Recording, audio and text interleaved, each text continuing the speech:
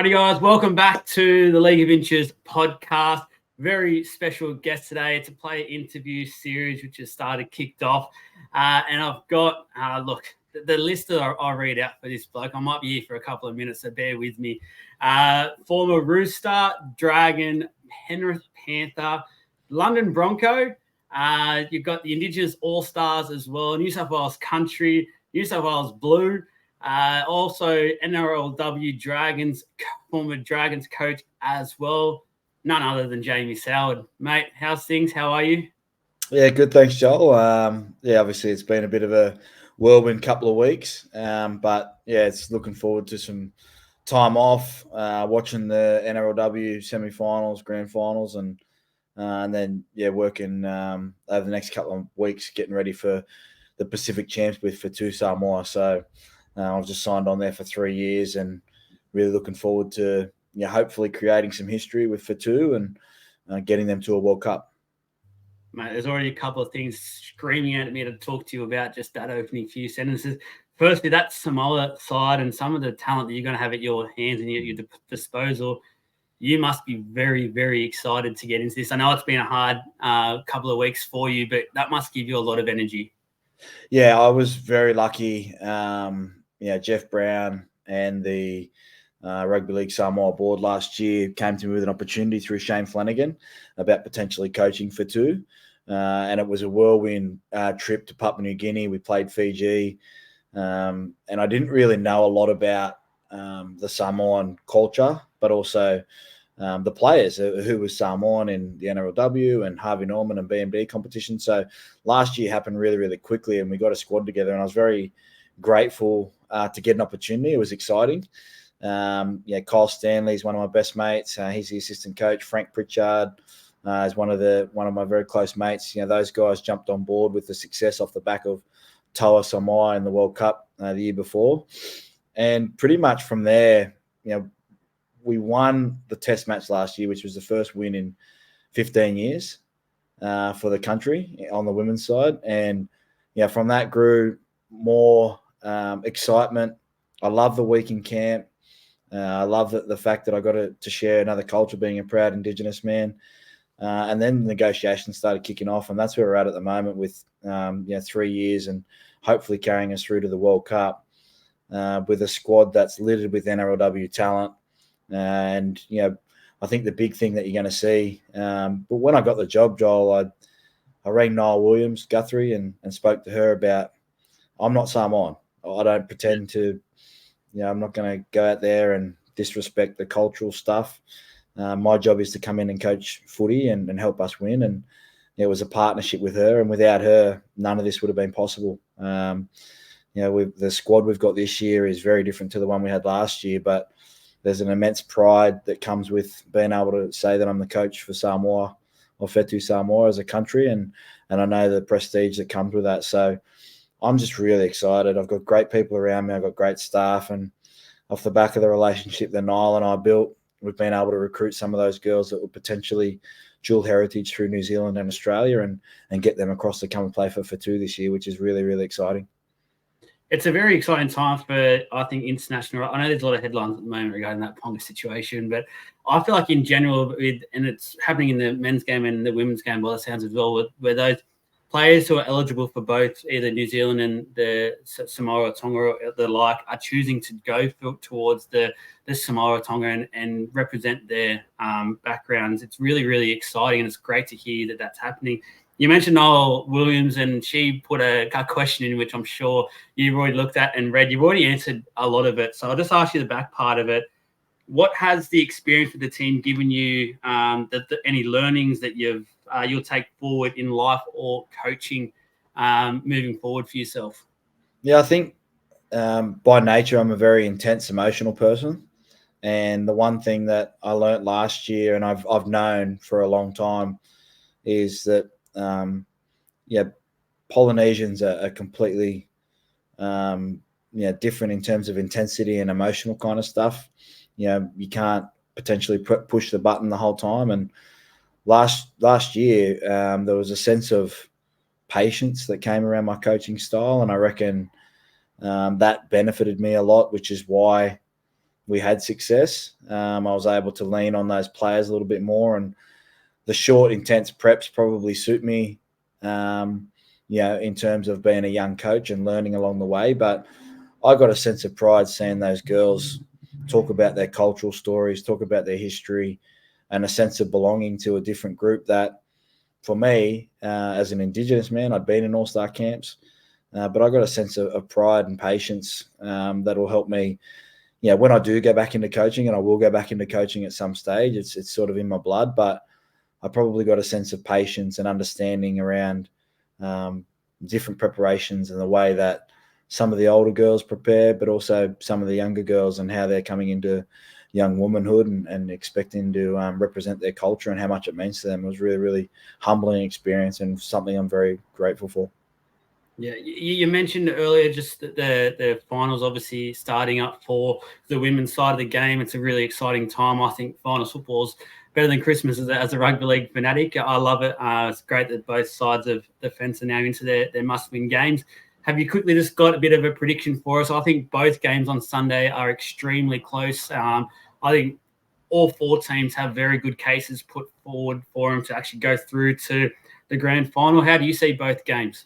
Yeah, well, I think in a vacuum, Brisbane have got the best squad, healthiest squad on paper. We played them last week, and it was, at times they look like they're in cruise control. I think that if they respect the ball and are able to get down into their game plan, they've got a lot of firepower inside that strike zone. So I can see them, starting fast, but they have got a little bit of a tendency to switch off a little bit. I know Scott Prince won't like that, and they've done that the last couple of weeks in this long win streak.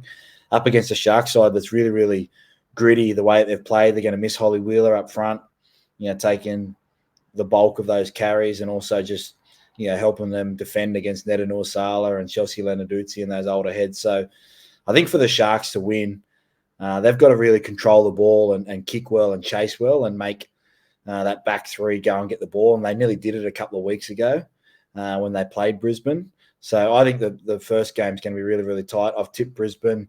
Only because, we saw them last week. They can score points in a hurry. And I think that those scars against the Sharks a couple of weeks ago, maybe both sides have learnt some things, but I think the Broncos. In the second game, Roosters have had a lot of injuries this year. Their forward pack's still really, really good. I think they're underdogs, it sort of suits them because they've been in this position before and as favourites and not being able to go on with a job. So I think for the Roosters, you're looking for Taryn Aiken to control the game. You're looking for, those senior players, Keely Davis and also Olivia Koenig to really step up and maybe not chance their hand as much. I think they can try and get into a grind against the Newcastle side that Tamika Upton, you've just got to try and contain her. You don't we beat them earlier in the year with a pretty simple plan of just, kick and chase and just try and limit Tamika, but also I think the one person that could be the X factor for them is Jessie Southwell. I saw her at the airport last week. She seems like she's matured a little bit, and I love that about Jessie because I know that she's such a fantastic player and she's got all the skills that every young halfback wants. But she'd seemed like she'd matured in terms of, not in a bad way, but just in her game, in understanding. I think Ben Jeffries has brought that to her. So, look, if you put, if I had to make a pick, I think it would be Broncos, Newcastle. But I wouldn't be surprised if it's Sharks, Roosters, or anyone makes the grand final. Newcastle going for the three-peat, so don't forget about that and just how good they've been over this competition for a number of years now. We've had Olivia Higgins on before, and she's spoken. Her rise has been incredible. She was on last year's grand final show for us, and watching their games, as you said, like they're just a remarkable outfit with what they can do, and they seem to just keep going. We talk about with Penrith for the men's side, but let's not forget the women's side of things as well, and Newcastle are doing quite similar. I want to get into the coaching side of things, I guess, for you, and that's obviously been the big talking point for yourself. Unfortunate circumstances, I'll come out and say that straight away, and there'll be a lot of people that end up listening to this have their own opinions. I'm going to let you just talk to us about and let us know and let us in, I guess, sort of what happened. I mentioned to you off air, it seemed a little bit odd because I remember reading last year how there were so many players off contract, but they were not going to commit yet until they knew your future and what you were actually going to do, and they basically wanted to stay around if you were going to stay around. So it's a very quick turnaround, in my opinion, to then basically say to you, your job's not wanted anymore. Yeah, I think firstly, when I took the job on, the first year we made the grand final, it happened really, really quickly. We had 2 seasons in one, and I didn't actually make that squad. It was Matt Head's squad, and I sort of picked it up and ran with it, and then we re-signed everyone for the second year. Expansion's been really, really tough. I think that sometimes that's overstated, that it's a little bit different in the female space. They're not away for years at a time. It's a lifestyle thing at the moment. It's still on the amateur side of things, and having to travel maybe 2 hours every day or 3 days a week to Wollongong probably took its toll on. I know it took its toll on a lot of those other girls that left the club, for whatever reason. And I'm not naive to think that, when I lost players, those Australian players, that, there's a lot of girls that got great deals. There's a lot of girls that didn't like the travel, and there's a lot of girls that probably didn't like my style. But in saying that, I was able to recruit Racine McGregor, the Dally M medalist, and also New Zealand captain, Tyler King, 2-time gold medalist, ended up playing at the end of the year alongside Racine in that team that beat the Gillaroos last year. So Bobby Law, premiership winner. So I think I've always been a little bit defensive of that, Joel, because to the casual fan, yes, it's easy to look at the top 20 names that play for Australia and go, well, how did he lose those players? If you dig deeper, there's more than that out there. And I had a lot of the Kiwi girls. Angelina Tiakaranga Katoa played for New Zealand at the end of the year. Alexis Tawanier would have played for New Zealand. She's only 19. She come straight out of New Zealand, straight into our Dragon system. So I was confident that I was recruiting the best. We had a lot of young girls come into our squad where we were a recruitment club, not a development club, not a recruitment club. So I'd gotten the best out of that. Tegan Berry had made a successful switch from wing to fullback with a lot of work to do on her game. Casey Ray had come through. So, for me, I felt like we were doing a good job in terms of developing our girls that are coming through. It was going to take a matter of time. I think it got to a stage this year where, the powers that be probably, I would say, saw my vision differently in terms of needing time and trying to make it on a more professional basis. And I'd called, the girls out on what we needed to do more to be professional. And that's part of, getting more money and getting more access to things and social media and all this kind of stuff. And I felt like we hadn't done that enough. I wanted to have a professional environment, because I knew that in the next couple of years, when they do get to that professional environment, it's completely different to what they're living now. At the moment, they're 5 months away from home. Rent's paid for if you relocate. You get good money if you're working. It's a really good time to be an NRLW player. And look, the way I deliver things is different. It's honest. It's to the point, and I have no doubt that rubs some of the girls the wrong way, and that's fine. I think the confusion came around, for me personally, was, I've always said that with expansion, if you look at Tekka and Lex this year, they're going to the Bulldogs. That's 5 minutes from their house, and they get more money. So, that kind of stuff is different to the men's space, where you're probably not worried about the coach too much, because you're talking hundreds of thousands. You relocate your family and you buy a house and you're away. I think all that stuff played into it. Probably not getting results, hurts as well. Combined with, maybe the way that I went about a few things in my first year is that sort of pathway stuff. But as a whole, mate, I'm really, really proud of the work that I did. I feel like I'm a smart enough footy brain to be able to stay involved in coaching somewhere. Eventually I'll get back into it. And what I've learned out of it is that, I probably at times need to relate back to that Samoan camp and be a little bit more patient, but also understand that just because I want it to be a professional environment and I want it to be where it's at a level where the girls are taking it as serious as I am, maybe we can't just yet, in terms of that expectation around that stuff, and maybe appealing a little bit differently on a different level. But I had a great time. I've got no ill feeling towards the club. They've made their decision. I'll move on. I'll get another job. And at the end of the day, I and remembered at that club for winning a premiership. I'm in the museum, and I've made a lot of lifetime friends there, and I want the girls to be successful in the future because I've had a lot to do with a lot of those girls that have come through, the Ella Costas, the Casey Rays, even Racine. She was probably the crown jewel in terms of recruiting her at the time. So that pretty much sums it up. There's a lot there that people will tell stories and whispers, and it's rugby league. I get that. But at the end of the day, mate, results are the key to being a successful coach. And, probably didn't get as many results as what I needed this year to be able to stick around. Rugby league whispers, they do not stop. Just quickly with the women's game, it's growing that quickly that from me, like an outsider's point of view, I just feel like the women that are playing it, and I feel like it's like a halfway point at the moment. Some are already onto it, some aren't. It's going to become that highly professional run organisation very, very soon and very, very quickly because it's just growing that much. There's so much interest in the game now, and that's just continuing to grow. Just before we go onto your playing career, I want to ask one more question. I'm a massive sucker for fullbacks. I love fullbacks. I love watching them play.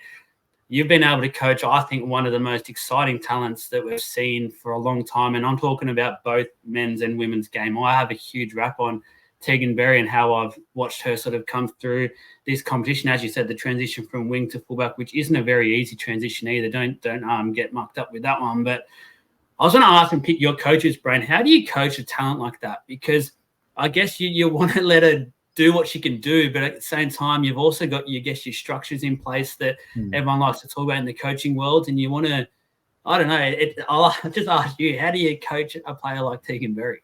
Yeah, I think last year it was very sort of dip the toe in, explain some basic principles about how we wanted her to get the ball and just let her play. This year, probably tried to go a little bit harder. I mean, Tegan's such a fantastic talent with her speed, and she probably at times this year, I would say, was frustrated at the fact that, to go to the next level, you've got to keep working on your game to a point where it's both sides of the ball. And defensively, she's had some really good games, and defensively, she's probably had some games she'd like back. But in terms of coaching her, it's more about trying to get into her brain and what she's seeing and what she's feeling out there, because I think the better teams previewed harder against Flash this year, and she was probably a little bit frustrated by that, as we all were. And at times, I think the game at the moment, you can get a little bit, and we probably were guilty of it with Emma Tonagato at times, where you just throw on the ball and expect something to happen and stop moving. So trying to educate her on getting other people involved, it's making good decisions, run first mentality, but also reminding her that she is Tegan Berry and she can score from anywhere. So to stay in the game, and sometimes you can get yourself into a game differently without the ball by being around for offloads or defensively making a play, and then all of a sudden, off the back of that, something good happens for you. So I think the one thing with Tegan I really enjoyed was she's a competitor. She's still learning her craft, and she's one of those females that would benefit immensely from the game being full-time, where she can dedicate more time to her craft, versus 7 weeks and then, an hour or two every second night, to try and get ready for a game. We've jumped so far ahead, it's ridiculous, but we're going to go take it all the way back now and rewind the tape quite a bit. I want to go back to, and I'll ask everyone that comes on here, because I think it's a really key part of everything, because there'll be some young listeners listening, obviously, and just know about your childhood growing up, your junior footy side of things. Where did you play? What was the growing up side of it? And then that moment that clicked for you, you were like, you know what, I want to make something of this. Yeah, I started playing when I was 4, mate, down in Canberra, Belconnen United Sharks. Dad was a hard-ass back rower / lock / front rower. He played up to the under-19s of the Raiders. Mum was a crafty basketballer and netballer with vision, well before her time. So I guess I'd always had the athletic ability from within, but I always wanted to be a footy player. I never remember wanting to be anything else. I was out in the backyard. New South Wales would be down by 40 at halftime and somehow find a way to win off the back of my try or something like that. But I played basketball I was too short for that.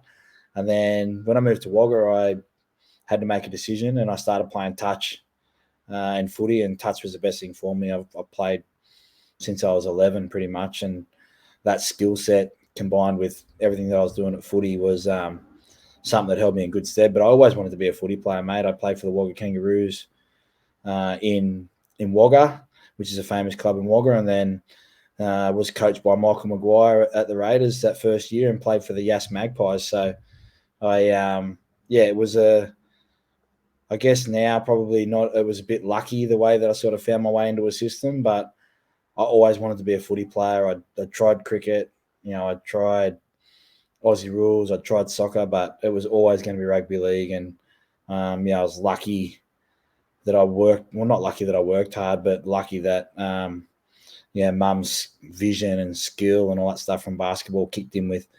I wouldn't say dad's toughness because I wasn't the toughest, but certainly, dad's footy acumen, helped me have a good career, I think. Was there any junior rep footy for you? I played Riverina. I played country in that sort of country division. I didn't make any state school sides. I didn't make any state touch sides or anything like that until I was sort of 17, where I played State of Origin and Southern Suns for touch. And that was, like I said, like people talk about OzTag and League Tag and all that kind of stuff. Like touch is, you want to be a rugby league player and you want to be an elite rugby league player, touch is the best thing for you because you can go out and make decisions really, really quickly. And the game moves so fast that almost don't get a chance to think about your last mistake, which I think is a really, really good tool to have, especially for young halves. Counting numbers, putting people in position, making decisions really, really quickly. So, I played. I played lock one day for country in footy, and I wasn't good enough to be the starting half, which to me was a bit of a surprise. But I wasn't like identified as the elite ones. Joe Williams was. Everyone knows Joey. He's my older cousin. He was at the Roosters and heavily recruited and all that kind of stuff. And we were just trying to follow him. He was like our hero. We were just trying to follow his footsteps. Yeah, it's a good point that you make, and I've actually had the conversation with one of my little cousins the last year or two. He missed out on a couple of these rep sides, and he's playing in the under, I think it's 11s or 12s at the moment. He got really down on himself. He's like, "Oh no, I'm not going to do anything. I'm giving up." Blah blah. And I said to him, I was like, "There's that many players out there that have reached the NRL level and the like who haven't touched or didn't even get a look into these teams. It's not the be all and end all yet. It's about how you work, and how you come back from it, and how you continue to push yourself at the moment." Like the thing that I, for me personally, the way I see it, these kids are getting pushed and stuff so hard already, and they're getting so down on themselves at this age. Like when I was his age, I look back at it and I was like, I was in the backyard playing footy by myself, tackling myself, and I was just loving life. I never once made any of these footy teams because I gave up quite early because I was too small. But it's just like enjoy the game. Like it's not all about. I feel like at that age in those rep teams, like just enjoy it. Yeah, I think I'll tell you a story. So when I was playing under 14s, I'd gone away to a rep selection, and there was a kid that was well bigger than me. And another guy. Like people grow up at different ages. And we'd come home, and I didn't make the team, and the other two guys had got offered contracts by Sharks and Roosters. And I thought it was the end of the world, as probably your little cousin does or your little nephew. And, I just remember, like, I never ever wanted to play for money or the fame or everything. I wanted to play because I loved it. And I was devastated that I didn't get a contract. And I look back now, I was like, why was I devastated? I was 14. It wasn't like I was going to get heaps of money. Probably just jealous. I think jealousy is a big thing for a lot of these young females and males that they look around and they try to be in those rep teams instead of going and working at your craft. So I actually went to the gym. I remember I still got best mate, my best mate in Wagga. I remember saying to him, "I'm going to the gym. Do you want to come?" And he said no. And I just started going to the gym and working hard. Now I never got picked up. The way I got picked up by the Raiders was I sent a videotape to the strapper of the under-19s friend who got it through a back door, who handed it to Matty Elliott with a resume. I was the only other person to send Matt Elliott a resume. And I went down there and I played 10 minutes or 6 minutes in a trial. And it was a pretty good 6 or 10 minutes. But I think, kids these days put so much pressure on themselves because of social media and, that kid's got that. Instead of just worrying about yourself and working on your craft, if you miss out on a team, what can you do to get better? Are you strong enough? Are you skilled enough? Can you pass both ways? I see so many, especially young females, that can't pass left to right. Now my success being left-handed in touch was, being able to pass left to right because no one could. So, everyone's, I guess, jealousy kicks in at some stage, and it still does to this point.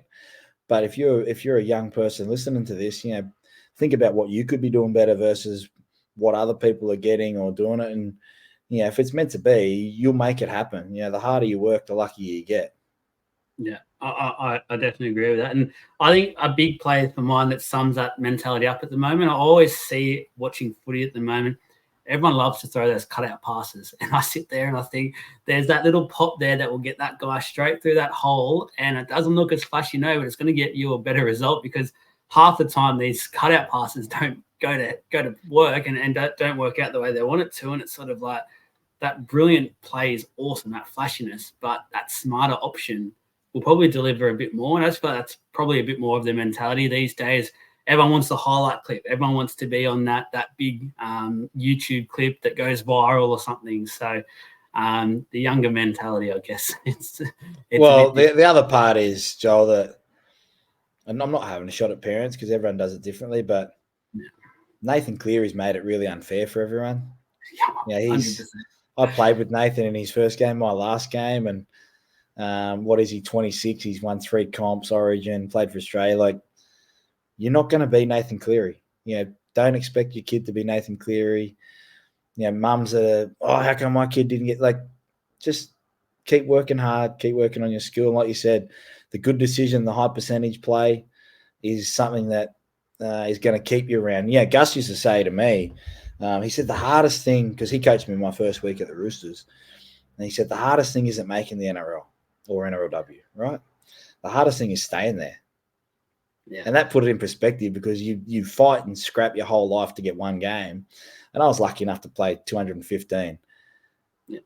I did that through working hard. It wasn't because I could throw a long cutout pass or, I worked on my craft and the hardest thing, the mental side of it is discipline and all that kind of stuff. It's not just being super talented and playing one game, because you'd be surprised how many guys have played or girls have played less than maybe 10 games in the NRLW or 5 games and definitely 40 games in the NRL. Yeah, no, 100%.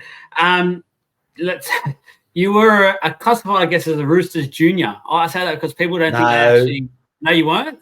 No, I was a Raiders junior. Oh, Raiders junior, coached by Michael Maguire. Oh, look, okay. So you were at the Raiders, then you went over to the Roosters and played, I believe, Jersey Flegg. Yep, Shane Flanagan. So I was at the Raiders under Michael Maguire. They decided to keep Todd Carney and Michael Dobson. I got asked to go up to the Roosters on sort of like a training trial, and Shane Flanagan was the coach, and we played Jersey Flegg and went through undefeated that year, and I think we won 29 straight, last team to ever do it in a major competition. I want to give you a little bit of rap because upon my research, you're a bit of a sharpshooter at a young age, because the grand final, I believe, 2 last-ditch field goals to basically win the comp. Yeah, we had the Roosters Old Boys Day, and finally someone had, in the magic of editing and all that kind of stuff, had put together a little video, and it was such a weird day because I'd watched Joe Williams kick a field goal to win it in 2002. We went up to watch Warriors Roosters, and he kicked the grand final winning field goal. And I was high-fiving him on the lap around. I was like, this is awesome, man. I can't believe I'm here high-fiving you. And then fast forward, we're in the grand final again for the Roosters 2 years later, and we were down 12-0. We were playing absolutely awful. We hadn't been beaten all year. Sharks had nearly beat us twice, and they had a good side. They had Serraldo, the Goodwin boys, Scotty Porter, Travis Burns. They had a really, really good side. A lot of first graders in their side. Luke Douglas, I think, was in that side as well.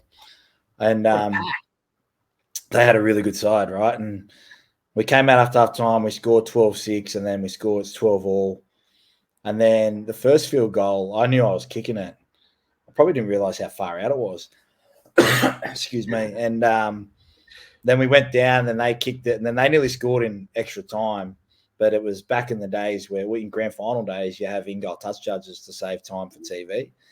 And he was held up, Travis Burns, and then, yeah, I'll flick it to you on Instagram. It's a pretty surreal moment to be able to kick 2 field goals at that age. And I was on top of the world. Like, I hadn't lost, 29 games straight. Even the 2 games I played in reserve grade, we won. So it was a pretty cool year, 2004.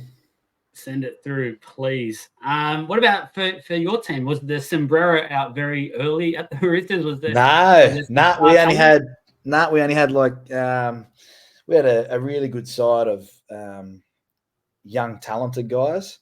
But in terms of guys that kicked on and played a lot of first grade, I mean, Heath Lestrange, premiership winner, Sam Perrott, myself. There was a couple of guys that kicked around and played some games as well. But the 2006 Dragons one, I think, is the most successful sort of Jersey flag team in terms of product. But yeah, if you look back at that Shark side, like those guys played a lot more first grade, probably as a whole, I would think. Just led around the park very well, I'm assuming. So the year after, you made your debut, round 9 against Newcastle. So I'm guessing was that your first off-season spending it with the first grade crew? Yeah, so I'd had some experience in and around. We actually did the scrimmaging, I say scrimmaging, opposed, they call it, for the New South Wales side in 2004 when Gus was coaching. I think Gus was coaching, because I did like 6 weeks of review on Darren Lockyer on the old VHS about where he was kicking and how he was going to kick during the game and that was really cool. But then 2005 was my first preseason, and unfortunately for me, I'd come off the back of a shoulder reco, so I started the season not as the first serious injury I'd had. Like, I'd come from the bush, played a season and did my shoulder sort of in the finals, and then subluxed it in the grand final. And then sure enough, I was having a reco. Like, surgery for me at 19 or 20 wasn't really a thing. And I would say it probably took a bit of a hit to my confidence, because I'd never been injured like that before. Yeah, no, that just with the injury side of things, what's it like? What's the? I'm guessing it's stages. I'm guessing there's really down in the dumps very early, and then it's sort of, you get this moment where it's almost like you wake up one day, you go, no, that's it. Let's get on top of this. Let's get into rehab. Let's get it done, and I want to be back on that field.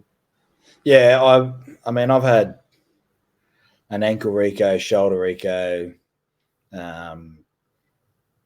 and 3 back discectomies where they shaved the disc off the nerve.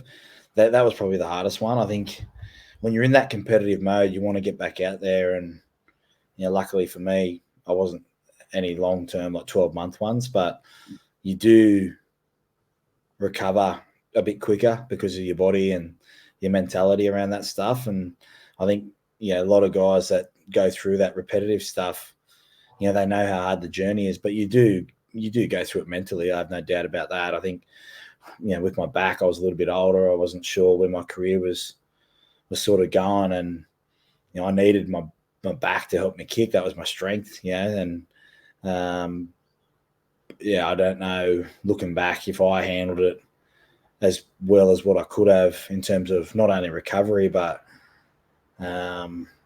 maybe rushing back a little bit too much, to get it done 3 times in 6 months. Pretty much there's not much disc on that back, in the back left on that side. So, looking now that I'm a dad, and some days you sort of look down and you got a bulge and disc in your neck and your back and stuff, and you're like, I loved it and I would never ever trade it, but I wonder if I shouldn't have maybe pushed it as much to try and get back. It's that debut game, the Knights. Talk to us about that week. Was there a cool story behind it? Do you remember the game? Yeah, I do remember the game. I mean, it's twofold. Everyone sort of heard my story now. Was Ricky Stewart was in Origin camp, so Gus coached us that week, And the first What's set he like? move, What's Gus like? I've been really lucky, mate. Like I've had some great coaches, and I've also had some great footy minds. Obviously Wayne, and you'll ask me about that, but Gus early on for me explained a lot of the stuff that I was good at around kicking. And that debut game, we had a set move, first tap, we we're going to pass out the back, and I was going to kick to the winger, and thank goodness it came off, and we scored. But it was a really boring game. Newcastle had heaps out that year. I think it was Joey's come back for Origin, so he wasn't playing. It was 4-2 at halftime, really, really boring on a Sunday afternoon at the SFS. And I think the main reason why I remember all those details is, Dad had a heart attack the next morning and passed away. And, that was where my life sort of changed a little bit. But I just remember being really excited, really, really nervous, but also with an expectation of, I think I'm ready to play, and stagnant after that, obviously for obvious reasons. The emotional side of things, I look at things, and I look at how players can play these days off the back of those sorts of news, and they're playing straight away. We've seen the young Tyrone Munro play for the Rabbits this year, which I thought was absolutely remarkable. But I just think it must be so tough to play under those conditions, where I guess from one part of you, it's great to be on that field for that 80 minutes and just sort of be in the zone. But I would imagine it's probably the toughest part or thing you've closely ever done. Yeah, I didn't really know how to react, and I didn't really know how to behave. See, when I was older and I was going through some stuff at Penrith in 2015, emotionally off the field, divorced and stuff, I wasn't happy with the person I was. I was doing everything to hide that, to get ready for that 80 minutes. And I was judging myself of how I'd live the next couple of days off that 80 minutes. After Dad died, I didn't really know what to do, how to get back to that 80 minutes. So, I built those mechanisms over the years about, okay, I'm judged off this 80 minutes. I've got to have a good prep, all this kind of stuff. And if we won, it was great. If we lost, probably wasn't great. But after Dad passed away, I didn't really know how to act. I didn't know mentally, because you didn't really talk to anyone back then. I had supportive family and friends and stuff, but it wasn't like it would be now. Like the scrutiny that what Tyrone did was absolutely amazing, to go out and represent his family, and the strength that would have taken. I don't know. I think I'd be able to handle something like that now as a man, but back then it was just such a shock. That was such a roller coaster of, holy shit, you've lived out your dream. Holy shit, there's a nightmare. Where do you go to? How do you get back to that? Because off the back of it as well, the club had made 3 grand finals in a row. There was an expectation of at least making the finals. Freddie had retired, all that kind of stuff. So, I would hate to have had a camera on me for those couple of weeks afterwards, because mentally I didn't know how to handle it. Yeah, I don't know how I did it. I don't know how. I guess, you did it. So it's a credit to everyone there that actually get through those moments in their game, when I think a lot of people don't realise that rugby league players are normal people as well, and they've got their own lives. They go through their own shit, and we've got to be a bit, I think, not as harsh as some people can be at times. Got to fast forward a little bit because we're going to quickly run out of time. It's crazy. I know in 2007 you requested that immediate release, or your management perhaps did, to go over to the Dragons. Can you let us in on what sort of happened there? Like, people see that and straight away think, massive falling out. It was no. Can you let us know? Yeah, the quick version, I'd played the first 3 months in reserve grade. I'd been dropped back to part-time training. I wasn't enjoying it.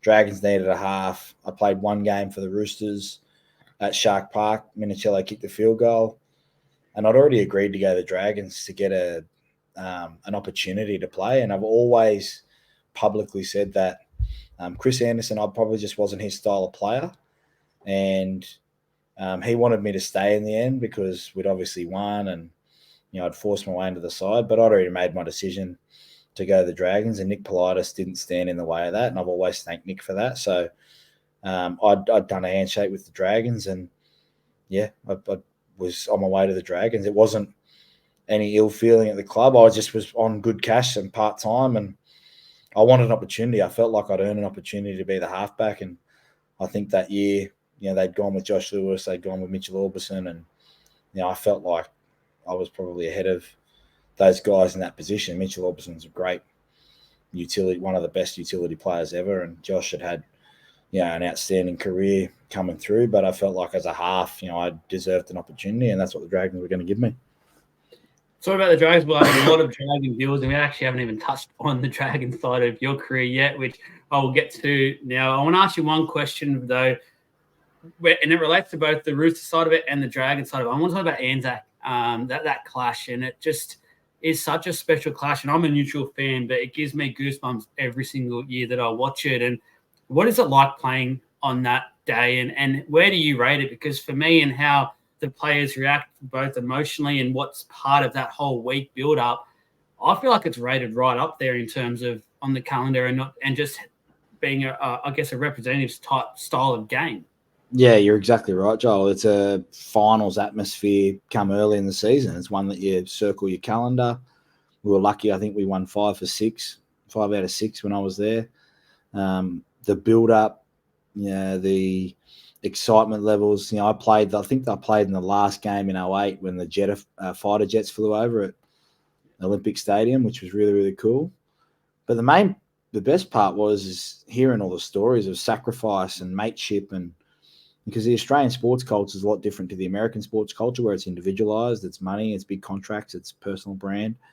Over here, it's a lot about mateship and hanging tough and all that kind of stuff. So the fact that we got to play on such a prestigious a day, for me, was really, really cool. But also the expectation that comes around with, I played when it was the only game on that Anzac Day. So everyone was watching, and that was a chance to go out there. And, luckily for me, I had a couple of good games on those days. I think my last one was a shocker, but, 09 was such a special day. We got to the game late with build-up, and we went out there and won 29-0. So it really is such a great day to be able to represent such fantastic people that have sacrificed so much.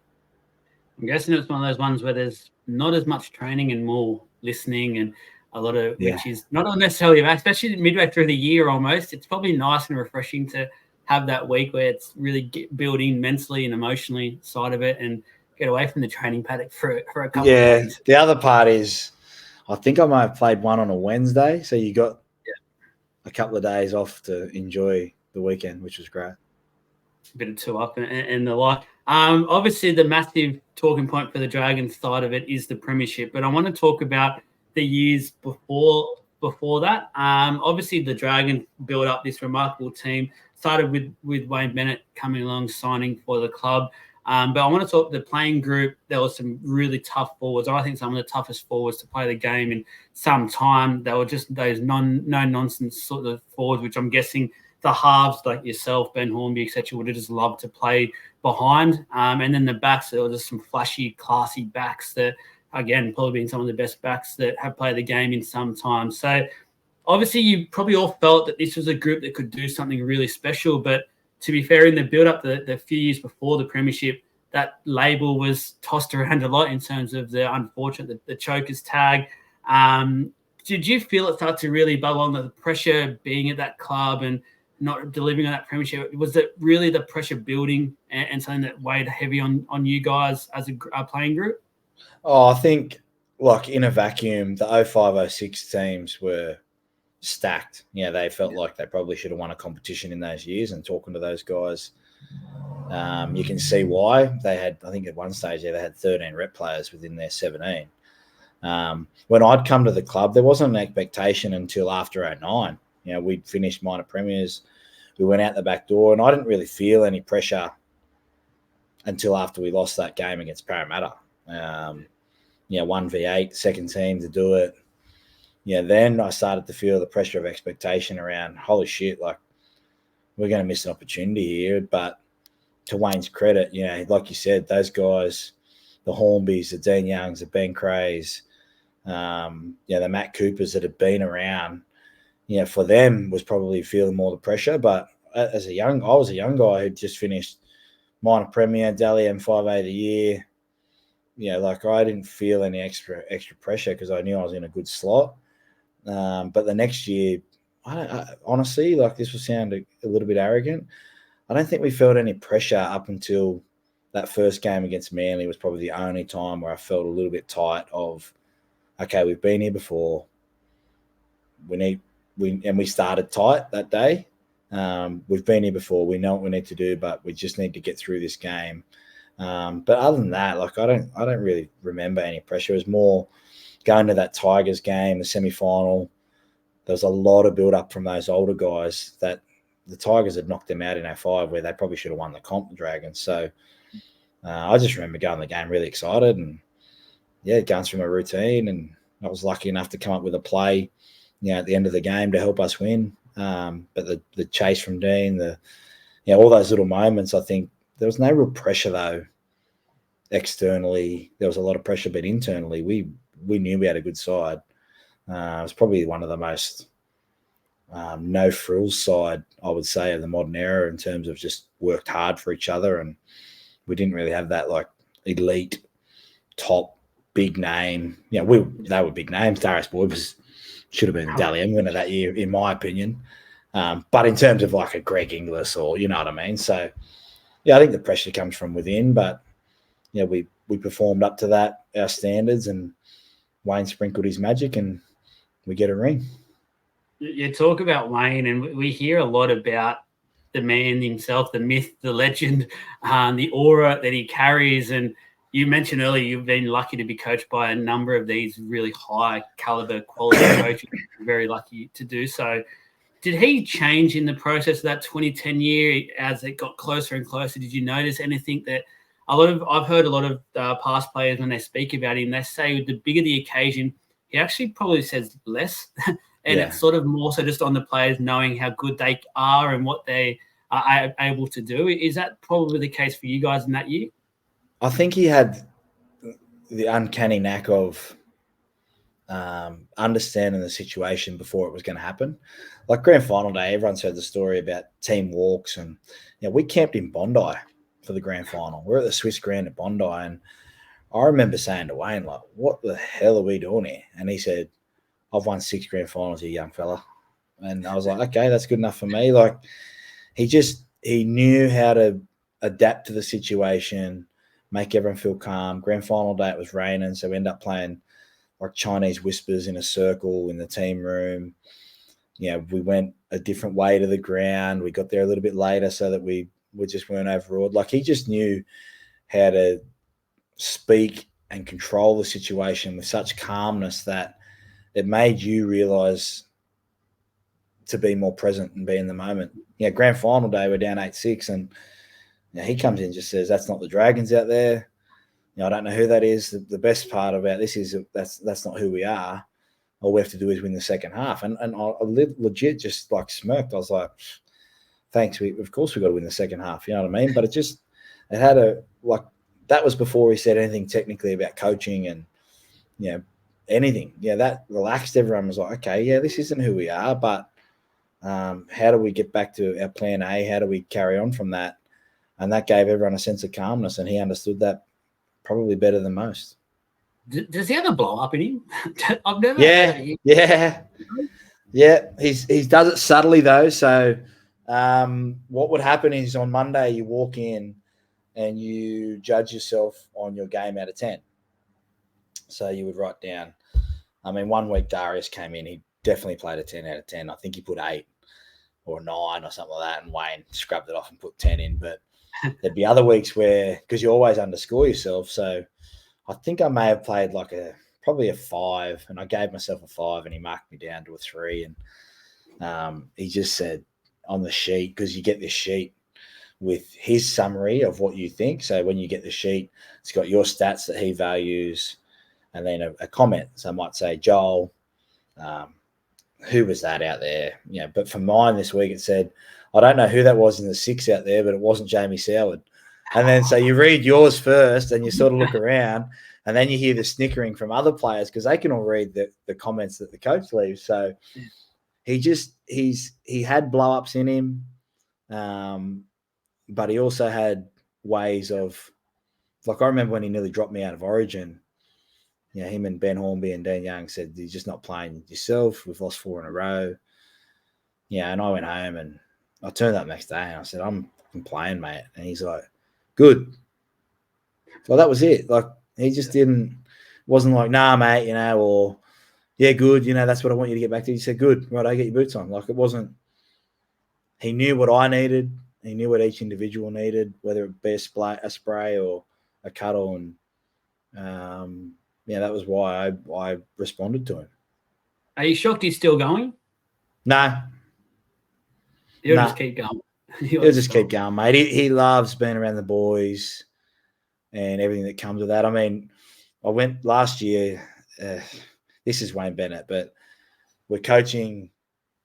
We had a Samoa session and at Redcliffe, and Tonga were training there as well. And Ben Hornby's the assistant coach for Tonga, and I was coaching for 2. And Wayne was training at the Redcliffe facility, and I walked in there and I said, "G'day, coach." And Wayne sort of gets off his bench press and he comes in here and he cuddles Ben Hornby one side and he cuddles me the other side and he says, "Hey, boys," like to all the Tongan boys, he goes, "How good am I? You know, this bloke couldn't tackle and this bloke was a fullback playing halfback and I won a comp with both of them."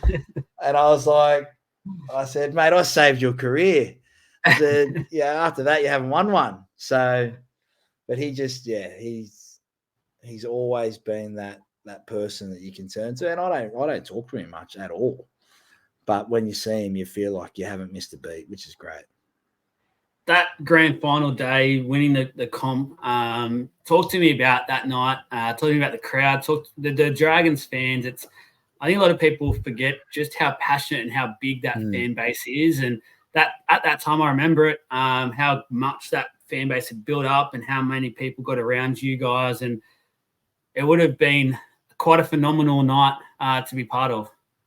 It just happened so quick, Joel. Like it was really, you're sitting on the bus, you're on the stage, and then at 3:00 in the morning, you're taking the Norman Arthur trophy around the stadium of Cogra with the lights on, with no one there. Like that's where it got to. You know, we may or may not have had clothes on at that stage, but it was. I just remember it happened really, really quick, and you know, what was I? 2010. I was 26. So the one thing I do remember is how hard the older boys celebrated. And then probably day 4, sitting down with Darius, and I wanted to go home. And he just said to me, "Mate, I won one in 2006, and I've been lucky enough to win another one." He said, "You don't know when this is going to happen again." And I thought, that's crazy, man. Like, I'm pretty tired now. You know, it's been a great, you know, celebration, and we're going to celebrate forever. But you fast forward, you know, what is it, 14 years since we won the comp. We've only had one reunion.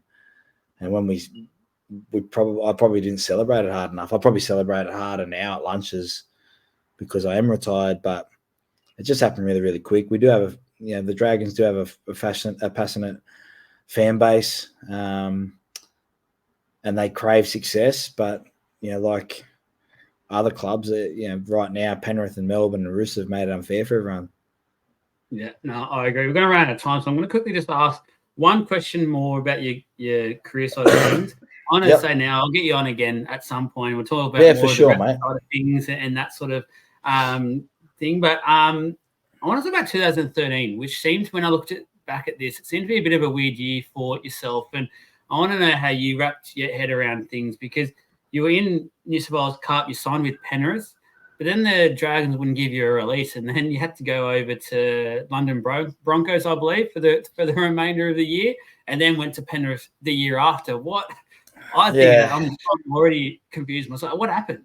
So I think, well, this will probably be part 1. You'll have to settle this, and then part 2 we can do the Penrith dad rep years. But I think to end our interview this way is, I wanted an extension at the Dragons. I was happy there. Steve Price and I weren't seeing eye to eye on a few things, and I wasn't the best version of myself. And looking back now, I was probably carrying on like a tool. The Dragons had offered me 1 year. I really thought that myself and Gareth would have been a really good halves pairing. They'd offered Gareth a fair chunk, and Panthers had come in. for 4 years, and the Panthers were going really, really well in 2013. So the discussion was, do I just leave now St George and go to Penrith?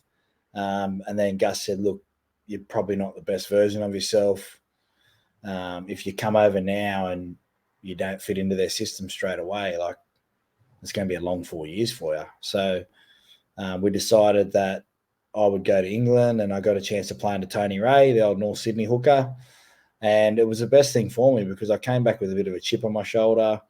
I went and did Kokoda with Ivan and Tim Grant, Justin Pascoe, and I had a bit of a point to prove. But the Dragons thing fell really, really quickly, pretty much out of my coaching career, really, where I probably felt like I'd earned some respect within those four walls. But, in saying that, at that time, Pricey was trying to put his stamp on the group. I'd switched sides, so I wasn't happy about going to the left-hand side. I'd won a comp on the right. Like, there was some stuff there that I felt like I'd earned in my game that was working. Why would I change it so much? Whereas you look now and you've got to be able to adapt and evolve and keep learning. And my ego was huge at that stage, as it probably was at Penrith with Hook. But you get older and you learn, and nothing lasts forever. So I think that's the misconception, is the Dragons fans probably felt like I left. Well, I didn't want to leave. And I've always said, like, I felt like I deserved more out of that farewell or send-off rather than the fast exit that happened, because I was pissed off about that. I'd played with guys that had gotten recognition, and deservedly so.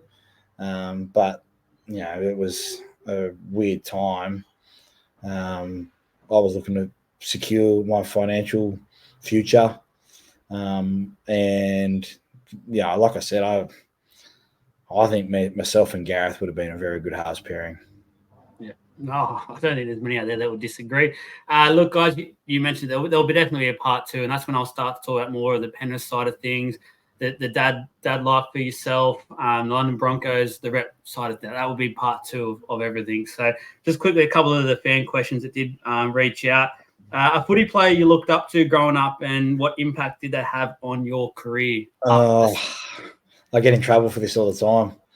Wally Lewis. Yeah, Queenslander. I used to watch the old Winfield VHSs and the Kangaroo tours, and he was just this unbelievable guy that had a knack of playing big in the big games. And like, that wasn't me, but I just meant like the way that he'd come to Sydney and everyone would boo him, and that'd spur him on. And yeah, that was what I watched growing up. I used to go to Grandma and Pop's and wore out those VHSs, that's for sure. Yeah. Jay has said he's one of the best field goal kickers in the game. Is there a one-pointer that you've kicked that stands out? The Tigers one was the biggest in the semi-final, 2010. I think the one that I'm probably most remembered for is the one that scraped over the post against the Roosters for the Panthers. That was a crazy last 6 minutes in that first semi-final in 14. So, I think I'm second behind DCE now, and Reynolds will pass me soon in the NRL era, but I don't know where. I think more on understanding. I think if you've got advice to young males and females these days, it's understanding about the prep that goes into putting yourself in position for drop goals versus I see so many kids right now, Joel, that they just wait to the last and there's no planning or prep to be able to come up with that situation. So that's what I enjoyed. Yeah, no, obviously you're one of the best to do it. So everyone, please listen, and that's vital. Was there a go-to pre or post-game meal for yourself? Oh, I always had a Coke on game day at lunchtime. Are you Brian Toad, like 5 cans? Not 5 cans. Nah. I always had a Coke and like a little bit of chocolate on game day. And it used to be tuna pasta bake used to be the go-to dish, especially if I was at home. Yeah. Last one, which I'm going to start doing this year with all the players. You're going to have the first go at this. Your ultimate touch footy team. So build me your 1 to 6, so your wingers, links, and your middles. This can be from anyone you've played with. This can be past, present players. You can go wherever you want with it. Well, the touchies I got the touch heads in there. So I would love to have played with Jermaine Drewberg-Muir. I played against him a lot. I think if you're talking out and out. Unfortunately, I've played against him a couple of times and it is painful. Yeah, I think if you're talking out, like if you're talking out and out league guys that could play touch, there's obviously guys there, Pappy, Matt Moylan, those guys. But I probably will stick to the touch head. So I'd go Drummy, Dill, Pete Walters, Matty Mateo as like my 4. Those guys were just silky, just great touch players that I grew up watching and stuff like that. In terms of wingers, I'd love to see like a Jason Saab on one wing, and maybe Cam Pereira on the other wing, just full speed. But those 4 guys, like Hennessy, Drummy, watching Dill do what he's done, the last 15 years has been remarkable watching him play, and I love watching him play. Drummy has always been a guy I've looked up to, and I remember when he dapped me up once at State Cup, I was like, oh man, I just high-fived Drummy. So I'm like a massive sort of nerd fan for those guys. And then the reason why I put Pete in is, sorry, I know it's running overtime, but one time at Yass, we're playing mixed, and I was young, and I was fast, like I was super fast, and I'm defending him, and he's looking at me. He said, "I'm going to score. I'm going to look right there, young fella, and I'm going to throw the ball to the winger, and we're going to score." And I'm like, "Yeah, right, yeah." Like I didn't know who Pete Walters was, and sure enough, he dived at my feet and flicked a pass over to the winger and scored. And I just remember him throwing flick passes to Matty Mateo for St George at State Cup to win titles and stuff like that. And those guys for me were guys I looked up to on the touch scenes, and I'm lucky enough that a lot of my best friends are touchies. So now I've got time. I'm on the charge. I'm getting ready for State Cup. I've started training, and I'm in the 40s now, so that's good. But I'm potentially making a comeback to Nationals next year. I just got to see if the body lasts that long. Breaking news live on League of Interest. How good. As you said, and I've played with Dill and Drummy as well against him. They just make things look so easy, and they are absolute freaks of the game, and I love watching them do what they do. So thank you a lot, Sowie. I really appreciate you jumping on board. You've been keen. I know it's been a huge month or 2 for yourself personally and career-wise, so I really do appreciate you coming on, being so open. One thing I really respected you from the start, you've been very open about asking basically whatever you want. So you're an open book, and I really do appreciate that. And as you said, and everyone out there, there'll be a part 2 for sure. So stay tuned for that one. But thank you heaps for coming on, and I hope this next little patch for you goes very smoothly, up on your feet, get the next job for next year. And good luck with the Smile team as well. I'm really, really excited to watch that series and see how you go. Thanks, mate. Appreciate your time. No worries at all. Thank you, guys, and have a great day.